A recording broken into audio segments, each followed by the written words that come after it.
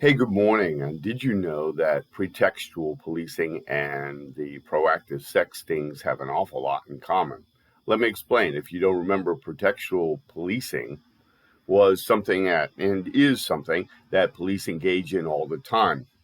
It's been curbed a bit here in Virginia. And the idea works like this: you look at a car passing you. If you're a police officer, you see it has people in there. Maybe they're brown, maybe they're black. Maybe they're young, maybe they're older.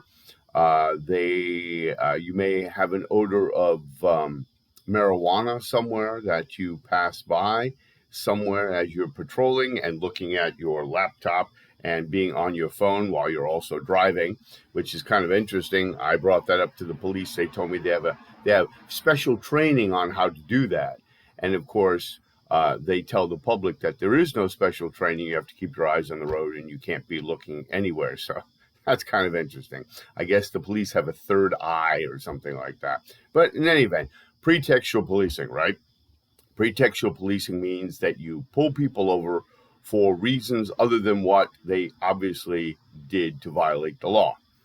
And that is illegal in a number of places because, among other things, it's pretextual. The pretext is that you have no real reason to pull them over versus you're supposed to have a real reason, like speeding, for example, or broken equipment, or something that could endanger their life or the life of other people on the road.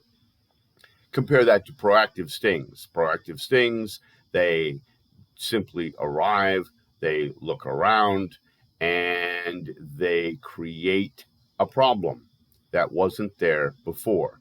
They didn't get a hot tip, just like they didn't get a hot tip to stop a car. They didn't observe anything in progress, right? There's no robbery. Nobody told them somebody was online soliciting someone, right?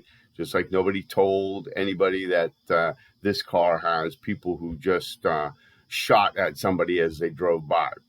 There's absolutely no reason why they should be on there violating your Fourth Amendment rights, except that the courts have decided, after 50 years or so of dealing with the issue. The last major case, I think, of any salt was U.S. v. Jacobson around 1992. They have decided that this is perfectly okay and that police can do this sort of thing. And the idea is that child predation has been so out of control, such a problem, that we have to clamp down on it. And that appears to be the reason why we are letting people who are supposed to be serving us violate our constitutional rights, because they're supposed to be following the Constitution as they are conducting their business of law enforcement, but what they do is quite different. Okay, and you compare that, of course, to what ICE is doing now with some of the renditions and the detentions and some of the other things where they're pushing the envelope, because that's what police will do. So what's the difference between pretextual policing and the proactive sting? Well, not a whole lot. And it will probably meet the same end as that is the proactive sexting, as pretextual policing in a lot of areas. Eventually, people will have enough of it. You'll get the wrong people. You will. What are we going to stop at? 2 million people on the registry as a result of the sextings. Where will it end? And so, what is the difference between the two? Not a whole lot.